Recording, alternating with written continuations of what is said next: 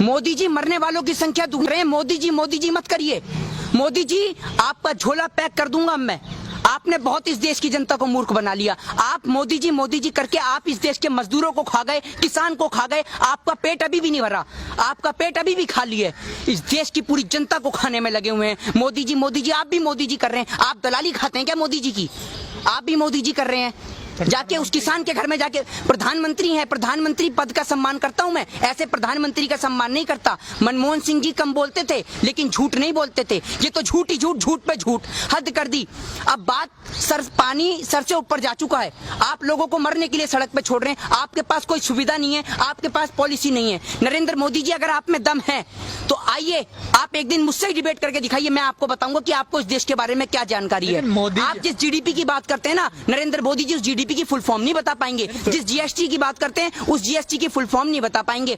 आत्मनिर्भर की बात करते हैं, आत्मनिर्भर बोलने के लिए ना अंजना ओम कश्यप की जरूरत पड़ती है। आत्मनिर्भर नहीं बोल पाते ये है। और आत्मनिर्भर बनने की बात करते हैं, डोनाल्ड ट्रंप की बात करते हैं, अपने यार की बात करते हैं, उसका नाम इनसे ठीक से लिया नहीं जाता और अपने आप को इस देश का प्रधानमंत्री बनाते हैं। ये देश वो है जिसके अंदर नालंदा ताशकंद जैसी यूनिवर्सिटी है। ये देश वो देश है जिन्होंने महारानी लक्ष्मीबाई जैसी वीरांगना को पैदा करा।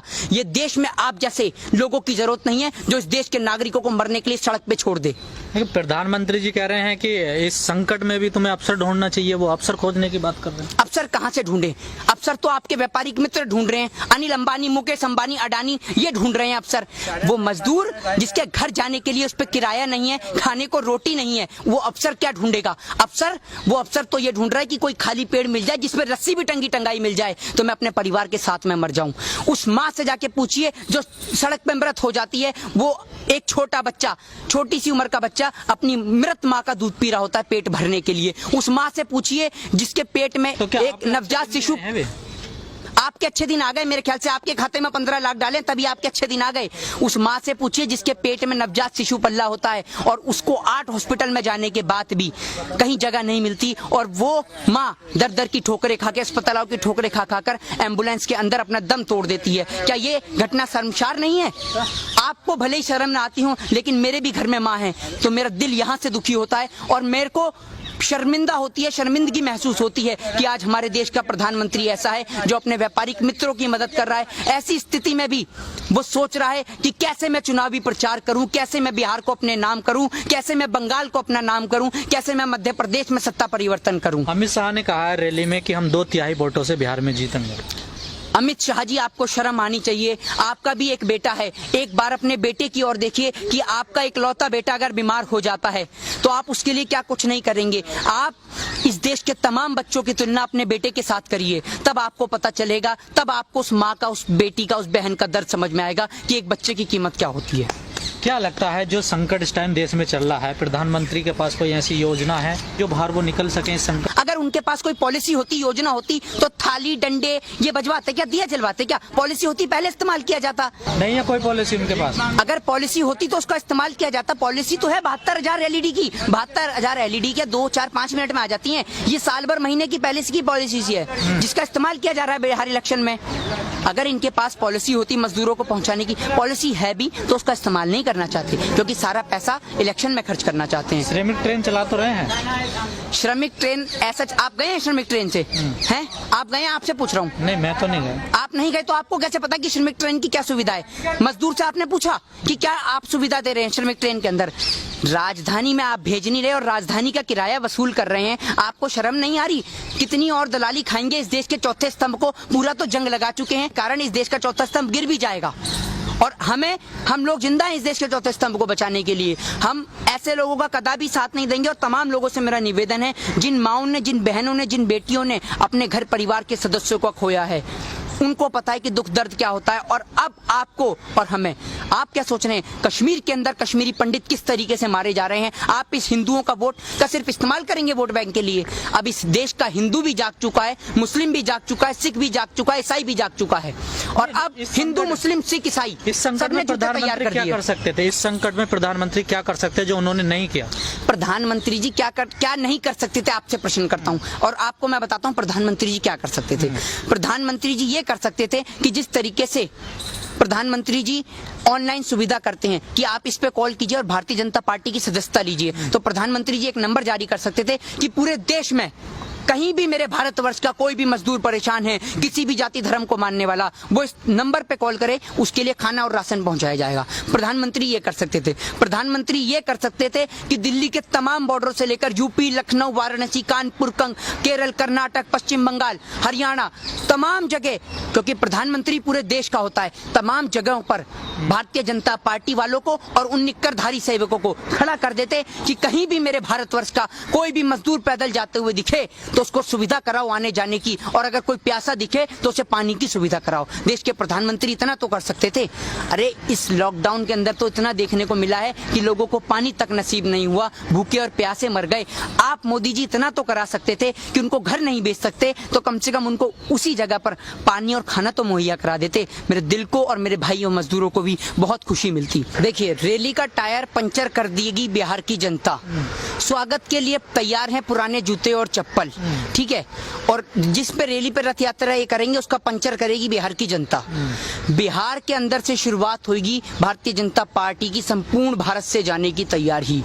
मोदी जी का झोला पैक हो चुका है और उस झोले को एयरपोर्ट तक मोदी जी जाना चाहेंगे फ्लाइट से तो फ्लाइट से, ट्रेन से जाना चाहेंगे तो ट्रेन से, और अगर मोदी जी पैदल जाना चाहेंगे तो पैदल। इस देश की जनता मोदी जी के झोले को पहुंचाने की तैयारी कर रही है जिस तरीके से। और मैं आपको बताऊं, सबसे बेहतर है योगी आदित्यनाथ जी, जो कहते हैं कोरोना खत्म खत्म खत्म।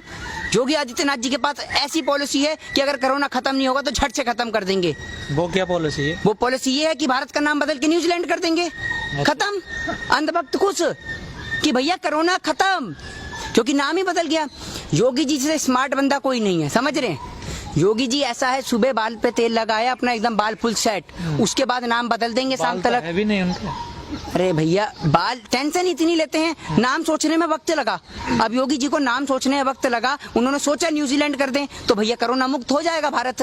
कि क्या लगता है जो बिहार के जो मजदूर थे, प्रवासी मजदूर, इस कोरोना काल संकट में जो पैदल लोग पहुंचे हैं, उन सारी परिस्थितियों को, उन सारी दिक्कतों को देखते हुए वोट करेंगे इस बार? वोट क्या करेंगे? मैं आपसे क्या कह रहा हूँ, आप बात को नहीं समझ रहे।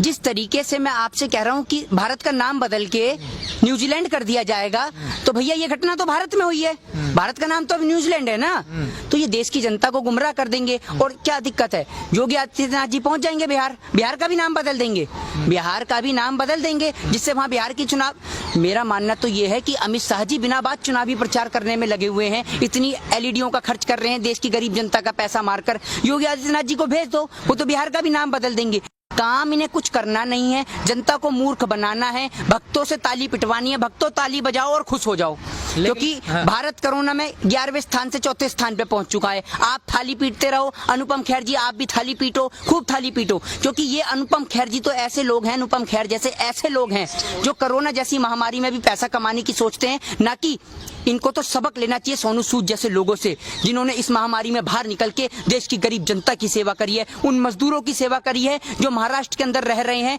बिहार से आए हुए मजदूर हैं, उनको उनके घर तक पहुंचाया है। आप बताइए एक ऐसे भाजपा के नेता का नाम, बताइए एक ऐसे बॉलीवुड सेलिब्रिटी का नाम जिसने इन मजदूरों के लिए भलाई के लिए सोचा हो। ये ऐसे हरामखोर नमक हलाल लोग हैं कि जो देश की जनता का नमक खा रहे हैं और उनसे ही नमक हलाली कर रहे हैं। इन्हें पसंद आता है इस देश का नमक, खाते इस देश का नमक है, लेकिन यारी निभाते हैं अपने यारों की, यारी निभाते हैं अपने यार अमेरिका के ट्रंप की, यारी निभाते हैं पाकिस्तान के इमरान खान की, क्योंकि कभी वहां बिरयानी चखी आते हैं, कभी अपने यार का प्रोग्राम करा देते हैं। और इनका यार ऐसा है कि यार इनका बीच चौराहे पे धोखा दे देता है। नेपाल, जिसकी औकात इतनी सी है कि हमारे जेल के कैदी छोड़ दें तो पाकिस्तान और नेपाल को निस्तो नाबूद कर देंगे, आज वो बिहार के सीतामढ़ी से हमें आंख दिखा रहा है, कभी फायरिंग कर रहा है तो कभी कुछ कर रहा है। इस देश की दलाल मीडिया नहीं दिखाएगी तो क्या इस देश की जनता तक सच नहीं पहुंचेगा? इन्होंने मूर्ख बनाने का प्रयास कर रखा है पूरे देश की जनता को। कभी ये थाली पिटवाते हैं, कभी ढोल बजवाते हैं, कभी लाइट जलवाते हैं, कभी दिए जलवाते हैं। दिवाली के समय पर या और जो तमाम आपने देखा कि त्योहार बेकार हुए, उन पे तो उन्होंने दिए नहीं जलवाए नरेंद्र मोदी जी ने। दिवाली पे आप कहते हैं कि बम मत फोड़िए, हैं, होली पे कहते हैं पानी मत फेरिए, है ना, और हर त्योहार पर शराब पी के मनाए इंसान। आप और तो और छोड़िए, महामारी के समय में भी कोरोना ने, आप शराब पीजिए, ना त्योहार पे आप बम फोड़िए, ना दिवाली पे बम जलाइए, ना होली पे पानी बिखेरिए। हर त्योहार पे, महामारी पे सिर्फ शराब पीजिए। इन पे शराब के अलावा और कोई ऑप्शन नहीं है, क्योंकि सरकार के पास शराब से पैसा आ रहा है। आप क्या समझ रहे हैं? बिहार के अंदर अभी आप देखिए, मध्य प्रदेश का मैं आपको करंट मुद्दा बताऊं, मध्य प्रदेश के अंदर इनके पास बहुमत है नहीं, राज्यसभा में 2 कैंडिडेट इन्होंने खड़े कर दिए। कैसे खड़े कर दिए? क्योंकि वहां इनका इरादा है खरीद और फरोख्त का धंधा चलाने का। ये पुराने बाजीगर हैं, धंधा करने वाले लोग हैं। ये जो गरीब देश की जनता, जो किसान खून पसीने की कमाई से पैसा कमाता है ना, उस किसान से जाके पूछिए जो पूरे दिन अपना पसीना बहाता है, तब उसका बेटा, आपको पता है जब किसान के फोन पे मैसेज आता है तो उसका पिता उससे कहता है कि बेटा फोन पे मैसेज आया, जाकर देख। तो उसका बेटा कहता है कि पिताजी ये मैसेज बैंक से नहीं आया कि हमारे लिए पैसा आ गया, ये मैसेज मेरी फीस का आया है। उस किसान से जाके पूछो कि जब वो अपने बेटे की स्कूल की, कॉलेज की फीस नहीं दे पाता, जब वो किसान अपने बैंक वालों का कर्ज नहीं चुका पाता, जब वो किसान के खेत पे कब्जा कर लेते हैं बैंक वाला, तो उस किसान के पास सिर्फ एक ही ऑप्शन होता है, इस पेड़ पे टंग जाने का। और आप एक बात बताइए कि अगर यही सुविधा, जब एक किसान सड़क पे मरता है, जब एक मजदूर सड़क पे मरता है, तो उसको एम्बुलेंस की सुविधा कराई जाती है उसकी डेड बॉडी को उठाने के लिए, अगर यही सुविधा उसको घर पहुंचाने के लिए कर दी जाए तो शायद इस देश का मजदूर कभी ना मरे।